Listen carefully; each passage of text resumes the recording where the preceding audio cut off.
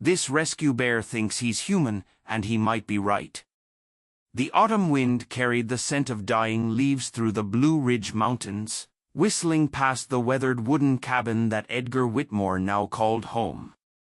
At 70 years old, with silver hair that caught the firelight and hands that still trembled when he thought of Eleanor, Edgar had finally made the journey to the place his wife had dreamed of for so many years. The cabin sat at the forest edge like a forgotten memory, its logs darkened by decades of mountain weather, its windows glowing amber against the encroaching darkness of the North Carolina wilderness. Edgar moved through the small rooms with the careful deliberation of a man learning to live alone. The biology textbooks he'd carried from his teaching days lined makeshift shelves, their spines faded but familiar. Eleanor's reading chair sat by the stone fireplace, draped with the wool blanket she'd knitted during their last winter together. He'd placed her favorite teacup on the mantel, still stained with Earl Grey, still waiting for her return. Their children, Michael in Seattle, Sarah in Denver, Thomas somewhere in Europe chasing his photography dreams, called dutifully each week, their voices crackling through the old landline with concern and distance. They meant well, but they couldn't understand why their father had chosen solitude over the comfort of assisted living, why he traded the familiar streets of Asheville for this isolated sanctuary among the pines. The shed behind the cabin had become Edgar's evening ritual. Each night before bed, he'd venture out with his flashlight to check the firewood supply, listening to the forest's nocturnal symphony of owls and rustling leaves. The October air bit at his cheeks, reminding him that winter would come early to the mountains this year.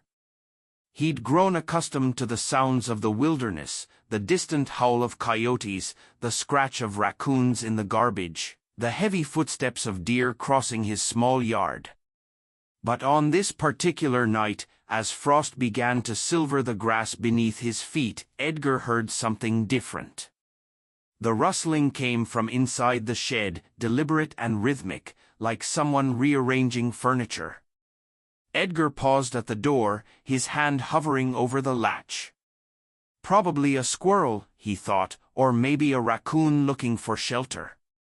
He'd dealt with both before, shooing them away with a broom and stern words about property rights. But when he pulled open the wooden door and swept his flashlight across the interior, Edgar's breath caught in his throat. Sitting atop his neatly stacked firewood was the smallest black bear cub he'd ever seen. The little creature couldn't have weighed more than 15 pounds. Its fur matted and dripping with what Edgar assumed was rain from the afternoon's drizzle. But it wasn't the cub's size that made Edgar freeze in the doorway. It was its posture. The tiny bear sat with its front paws tucked neatly against its round belly, its head tilted slightly downward, eyes half closed in what could only be described as a meditative pose. It looked, Edgar thought with a mixture of alarm and amusement, exactly like old Mr. Barney Henderson from his former neighborhood, the way the elderly man used to sit on his porch waiting for the morning paper. Edgar expected the cub to bolt at the sight of him, to scramble over the woodpile and disappear into the forest.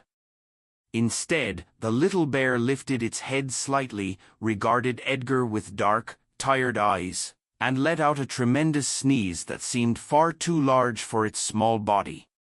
Then, as if the effort had exhausted it completely, the cub buried its snout in the firewood and remained perfectly still. "Well, I'll be damned," Edgar whispered, lowering his flashlight. The cub's breathing was shallow and rapid, its small body shivering despite its thick fur. Edgar had spent enough years teaching biology to recognize the signs of hypothermia and exhaustion. This little creature wasn't a threat, it was barely surviving. Edgar found himself thinking of Eleanor, of how she'd never been able to pass a stray cat without stopping to offer food and comfort. "You old fool," she would have said, but with that smile that meant she approved. You can't just leave it there to freeze. And she would have been right, as she usually was about matters of the heart. Moving slowly so as not to startle the cub, Edgar approached the woodpile. The little bear watched him with those half-closed eyes, but made no move to flee. When Edgar reached out tentatively, the cub allowed itself to be lifted, its body surprisingly warm despite its wet fur. It nestled against Edgar's chest with a soft grunt, tucking its head under his chin like a tired child. The walk back to the cabin felt surreal. Edgar found himself talking to the cub in the same gentle tone he'd once used with his own children during their bedtime routines. "Easy now, little fellow. Let's get you warmed up." The cub responded with what sounded remarkably like a contented sigh. Inside the cabin, Edgar wrapped the cub in Eleanor's wool blanket, the same one she'd used during her final months when the cancer had made her perpetually cold. The little bear accepted this treatment with the dignity of an elderly gentleman being fussed over by a well-meaning nurse. Edgar warmed milk on the old gas stove, testing the temperature on his wrist the way he'd done for his own babies decades ago. The cub lapped at the milk with surprising delicacy, pausing occasionally to look up at Edgar as if to say thank you. "You know what," Edgar said, settling into his chair by the fire while the cub curled up on the hearth rug. "You remind me of someone. Old Barney Henderson lived 3 houses down from us in Asheville.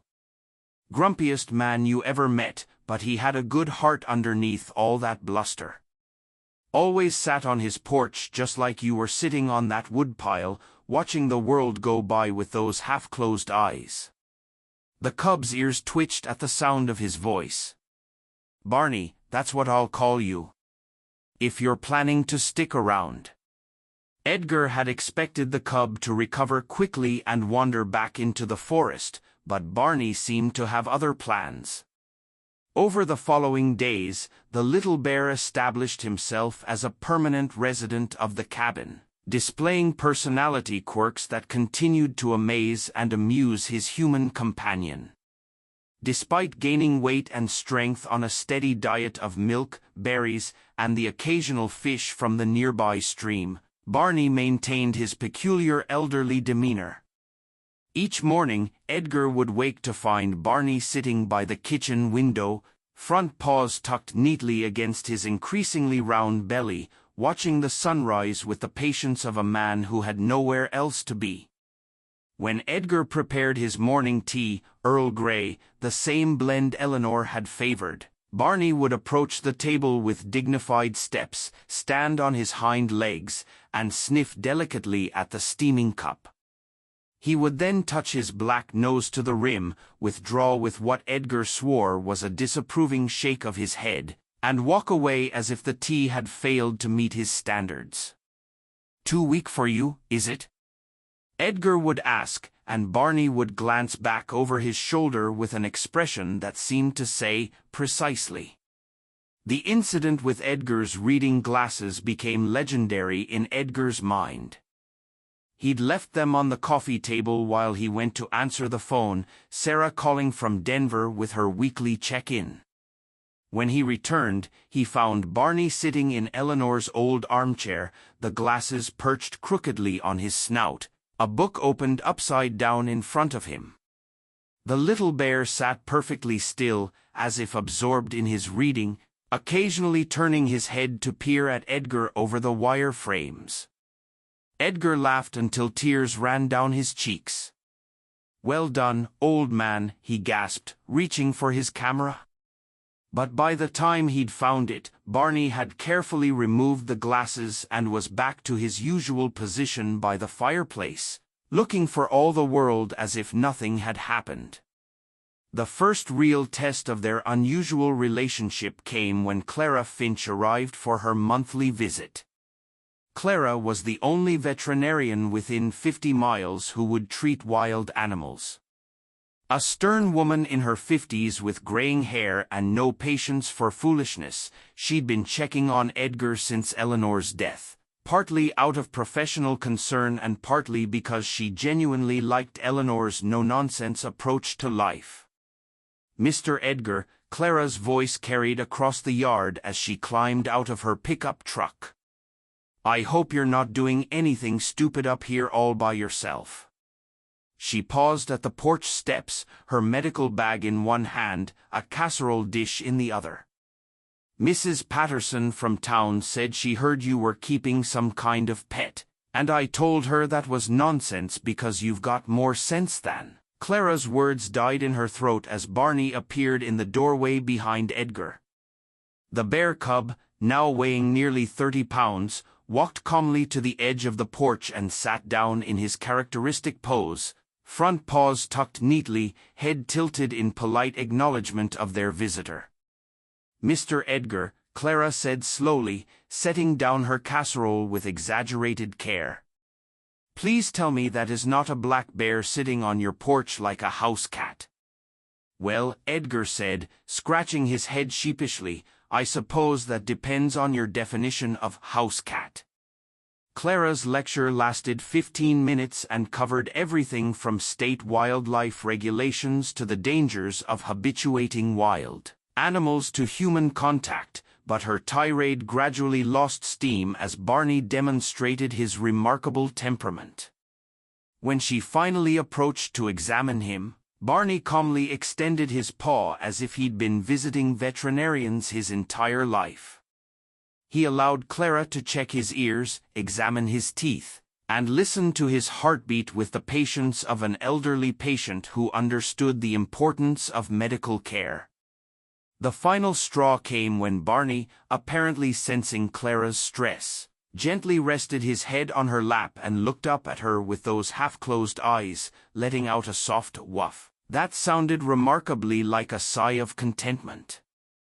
"Oh, for crying out loud," Clara muttered, her professional facade crumbling as she found herself stroking Barney's fur. "You're not a wild bear at all, are you? You're just a furry old man in a bear suit." From that day forward, Clara became Barney's unofficial veterinarian, stopping by monthly to check on both of her patients. She brought vitamins for Edgar and special treats for Barney, always pretending that her visits were purely professional while secretly delighting in the bear's gentle nature. Earl Thompson presented a different challenge entirely. Edgar's nearest neighbor was a retired postal worker with an insatiable curiosity about everyone else's business and a talent for appearing at the most inconvenient moments. Earl lived in a trailer about a quarter-mile down the mountain road, and he had a habit of dropping by unannounced with offerings of food and gossip from town. The first time Earl encountered Barney, the old man was carrying a fresh pumpkin pie and whistling tunelessly as he climbed the porch steps. Barney was sitting in his usual spot by the door, having apparently heard Earl's approach from a considerable distance. When Earl reached the top step, he found himself face to face with a bear cub who was regarding him with the sort of polite interest usually reserved for expected guests. "Edgar," Earl called, his voice climbing several octaves. "Edgar, there's a bear on your porch." "I know," Edgar replied, appearing in the doorway with a cup of coffee. "That's Barney." "Barney, this is Earl." "Earl, Barney." Earl stared at the bear, who continued to sit perfectly still, front paws tucked neatly, eyes fixed on the pumpkin pie with unmistakable interest. He's looking at my pie." "He's got good taste," Edgar said. "Barney's quite the connoisseur of baked goods." From that day forward, Earl's visits took on a ritualistic quality. He would arrive with whatever he'd baked that week, find Barney sitting on the porch steps in his characteristic pose, and engage in what could only be described as a staring contest. Barney would fix his gaze on whatever Earl was carrying, his expression conveying a mixture of hope and dignified expectation, while Earl would mutter about the impropriety of feeding wild animals, even as he inevitably broke off a piece of pie or cake for his unusual audience. "That bear's got more manners than most people," Earl would grumble, but Edgar noticed that he always brought extra portions just in case. Word of Edgar's unusual companion spread through the small mountain community with the speed of wildfire. The story grew in the telling, as stories do, until people spoke of the wise old bear who lived with the retired teacher up on the ridge. Children began asking their parents to drive them past Edgar's cabin, hoping for a glimpse of the legendary Barney. Edgar found himself hosting more visitors than he'd seen since Eleanor's funeral. Families would arrive on weekend afternoons, parking their cars along the narrow dirt road and walking up to the cabin with the sort of reverent curiosity usually reserved for tourist attractions.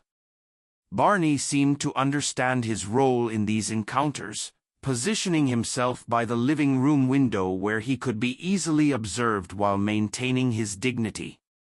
The children were particularly enchanted by Barney's elderly demeanor.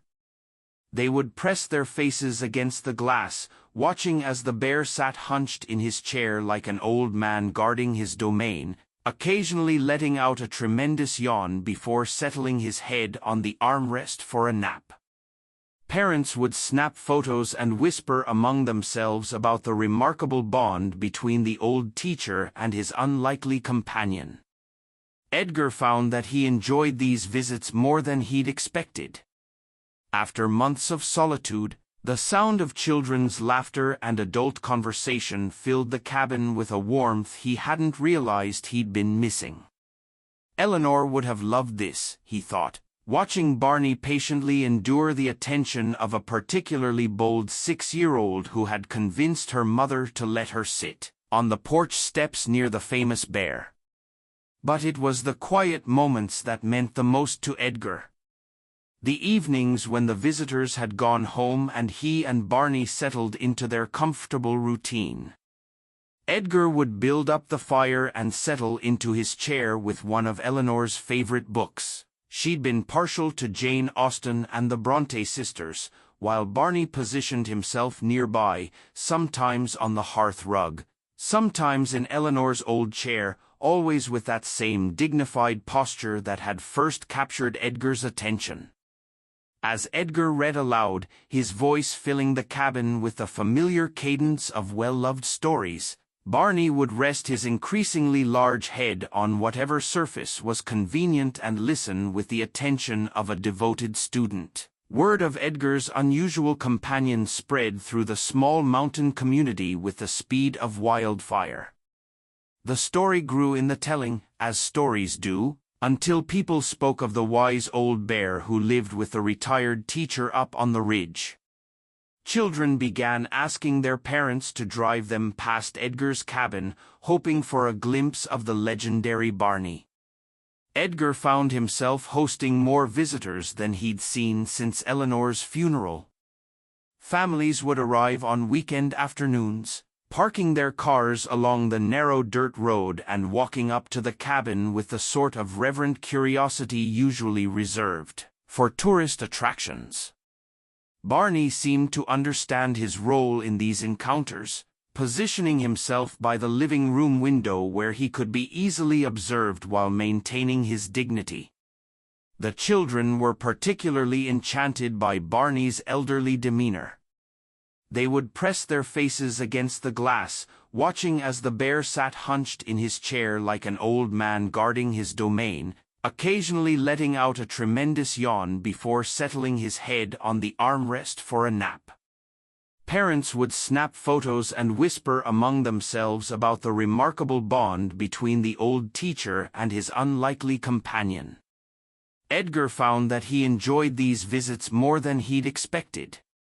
After months of solitude, the sound of children's laughter and adult conversation filled the cabin with a warmth he hadn't realized he'd been missing.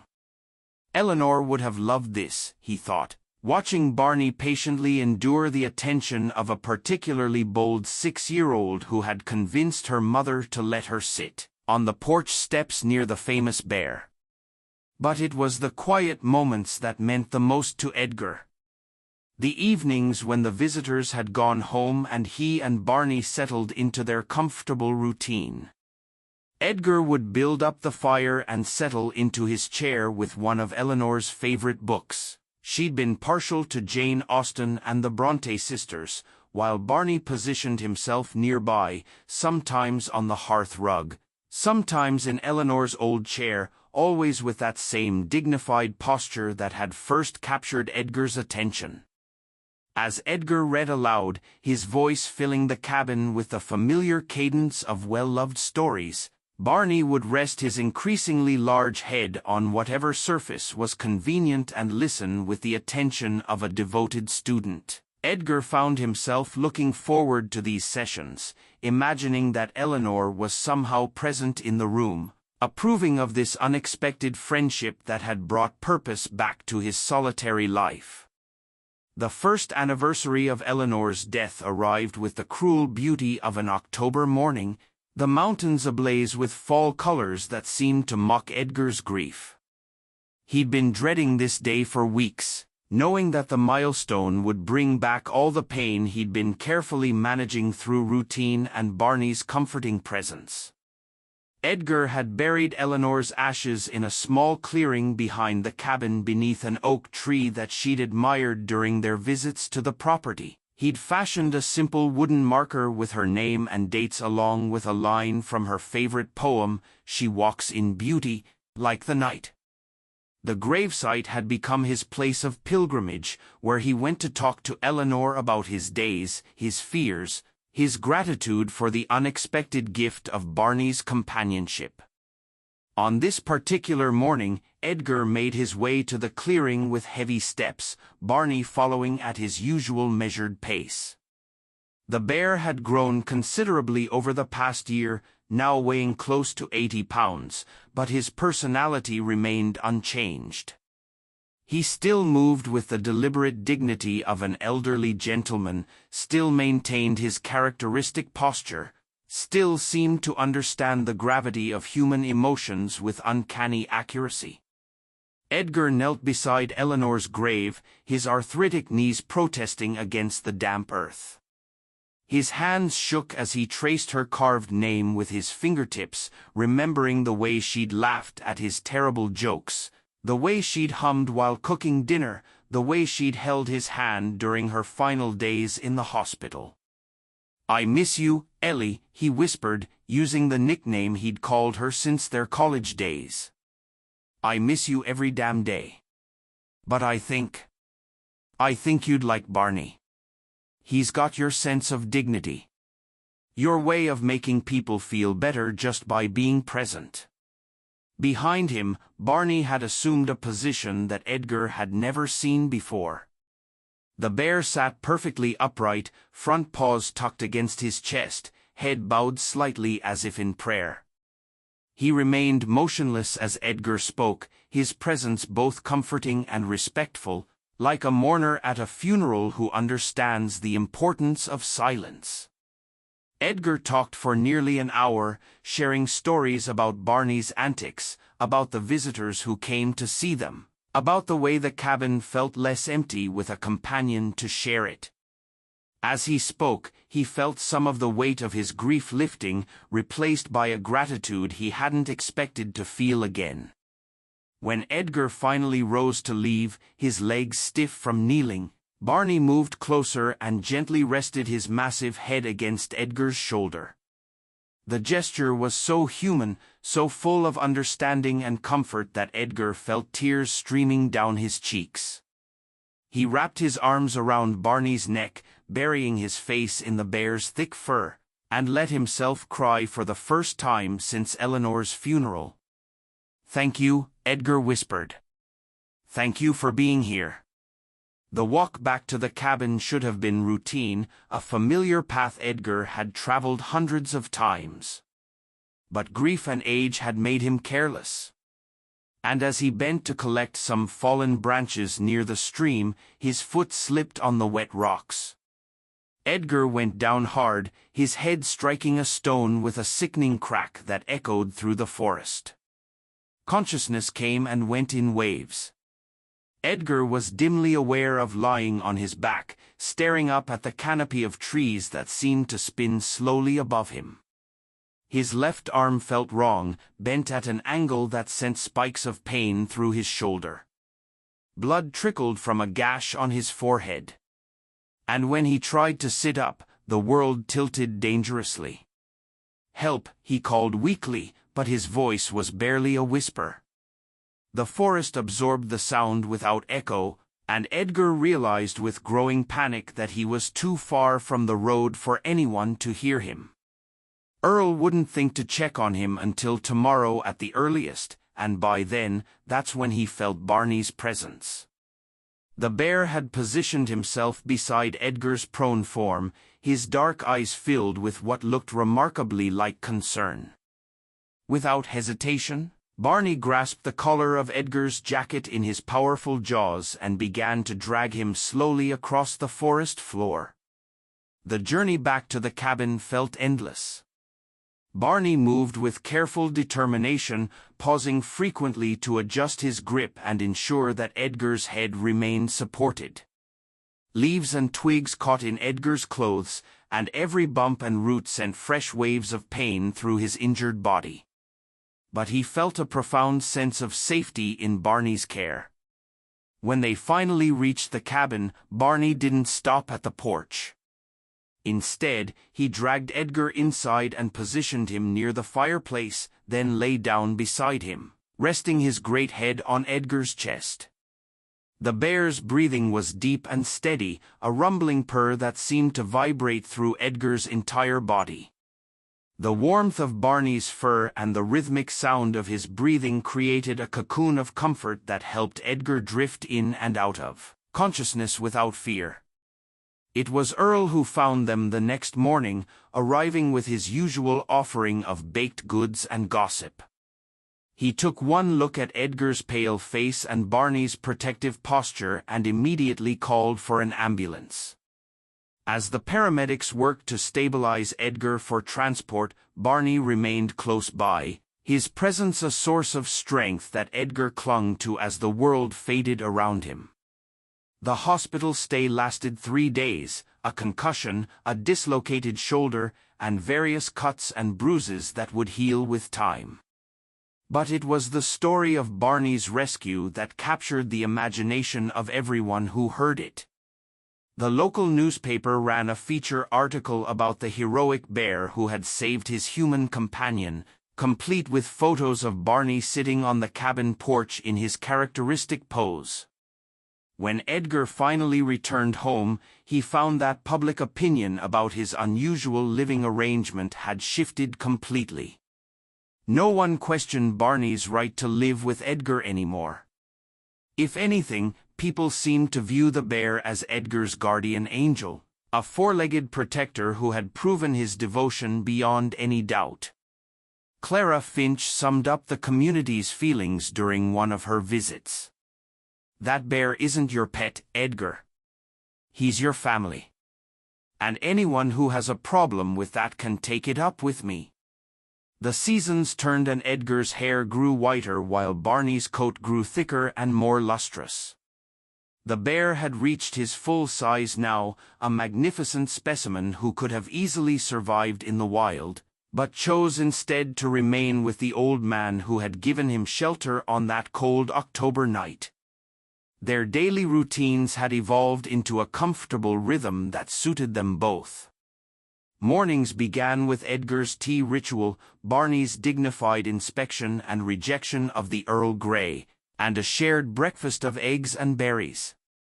Afternoons were for visitors, the steady stream of families and curious locals who came to see the famous bear and stayed to chat with Edgar about everything from local politics to the weather. Evenings belonged to them alone, quiet hours by the fire with Edgar reading aloud while Barney listened with the attention of a devoted student. Edgar's children had finally made peace with their father's choice to live alone in the mountains, especially after hearing about Barney's rescue. Michael had even brought his own children to visit, watching in amazement as his father's bear companion patiently endured the attention of two energetic grandchildren who were convinced that Barney was the coolest thing they had ever seen.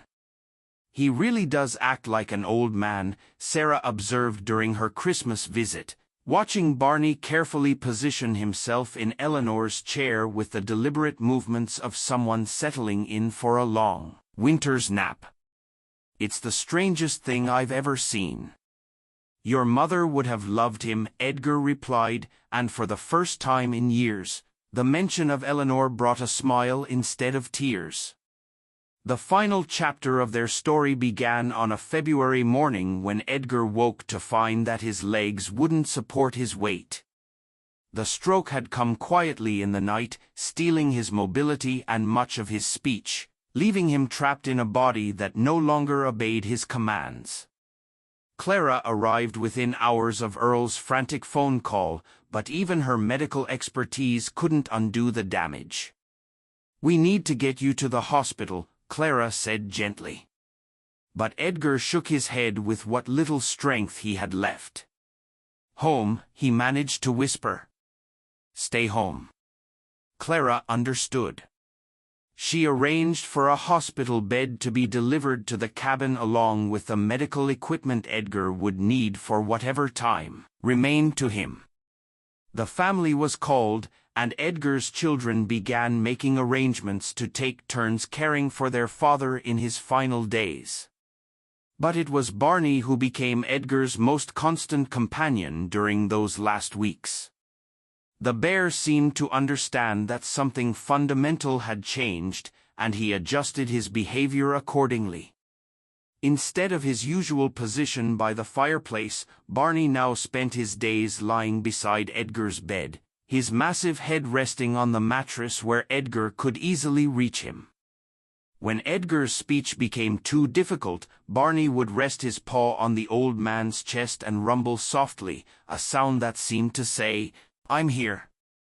You're not alone." When Edgar's breathing became labored, Barney would gently nuzzle his shoulder, offering what comfort he could. The visitors continued to come, but now they came to pay their respects rather than to satisfy their curiosity.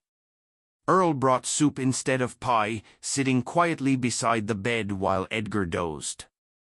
Clara checked on her patients daily, monitoring Edgar's condition while ensuring that Barney remained healthy and calm. The children from town drew pictures of Barney to hang on the cabin walls, their artwork a testament to the impact the unusual friendship had made on their young lives. Edgar's children took turns staying at the cabin, marveling at the bond between their father and his unlikely companion. They watched Barney's gentle ministrations with growing respect, understanding that this bear had given their father something they couldn't, a sense of purpose and companionship that had made his final years meaningful. On Edgar's last night, as the winter wind howled through the mountains and snow began to fall, Barney positioned himself as close to the bed as possible. Edgar's breathing was shallow and irregular, but his eyes were clear when he looked at his faithful friend. "Good boy," Edgar whispered, his voice barely audible. "Good old man." Barney responded by gently pressing his snout against Edgar's hand, a gesture of affection and farewell that spoke volumes about the depth of their bond. As Edgar's breathing gradually slowed and finally stopped, Barney remained motionless beside the bed, his presence a final gift of companionship for a man who had feared dying alone. The funeral was held in the small mountain church where Eleanor's service had taken place 2 years earlier. The entire community attended along with Edgar's family and friends who had traveled from distant cities to pay their respects. But it was the sight of Barney sitting quietly in the back of the church with Clara's hand resting on his head that moved people to tears. After the service, as Edgar's ashes were laid to rest beside Eleanor's in the clearing behind the cabin, Barney took up his vigil. He positioned himself between the two graves, sitting in his characteristic pose with front paws tucked neatly, head bowed in what could only be described as mourning. The question of what to do with Barney had been discussed extensively among Edgar's children and the local authorities. He was too habituated to humans to be released into the wild, but too large and potentially dangerous to be kept as a pet by anyone else. The solution came from an unexpected source, the local wildlife sanctuary, which offered to create a special habitat for Barney where he could live out his days in comfort while serving as an ambassador for his species. But Barney had other plans. On the morning he was scheduled to be transported to the sanctuary, he was nowhere to be found. Clara and the wildlife officials searched the forest for hours, calling his name and following his tracks through the snow.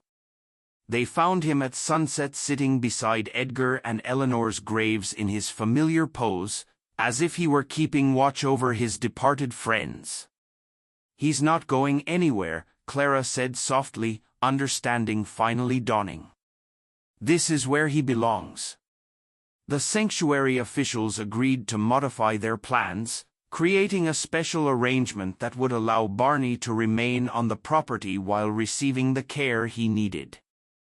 A small cabin was built near the gravesite, staffed by volunteers who would ensure that Barney was fed and monitored while respecting his choice to stay close to Edgar and Eleanor. Years passed, and Barney became a living legend in the mountains. Visitors still came to see him, but now they came to pay their respects to a love story that had transcended species. The tale of an old man and an elderly bear who had found family in each other when they needed it most. Barney aged gracefully, his black fur gradually silvering around the muzzle, his movements becoming even more deliberate and dignified. He maintained his vigil at the gravesite, sitting each day in his characteristic pose, front paws tucked neatly, eyes half closed as if listening for voices that only he could hear. On quiet evenings, when the mountain wind whispered through the pines and the setting sun painted the sky in shades of gold and crimson, visitors would sometimes swear they could see 3 figures in the clearing: an old man, his beloved wife, and their faithful bear companion, together at last in the peace they had all found in that magical place where the forest met the sky. The cabin still stands at the edge of the Blue Ridge Mountains, its windows glowing amber in the twilight, a testament to the enduring power of love and companionship. And somewhere in the whisper of wind through the trees, in the rustle of leaves, in the distant call of owls, the story continues, a reminder that family comes in many forms, and that sometimes the most unlikely friendships can teach us the most profound truths about what it means to be truly alive. In the end, Edgar Whitmore had found exactly what he'd been looking for when he retreated to Eleanor's dream cabin in the mountains.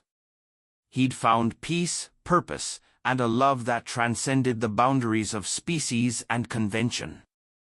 And in return, he'd given a lost bear cub the gift of belonging, creating a bond that would inspire generations of visitors to believe in the magic of unexpected friendship. The mountain winds still blow. The forest still whispers its ancient secrets, and the old wooden cabin forever stays lit in memory, keeping alive the story of an old man and a stoic black bear who guarded each other to the very end in a peace and warmth that will never fade.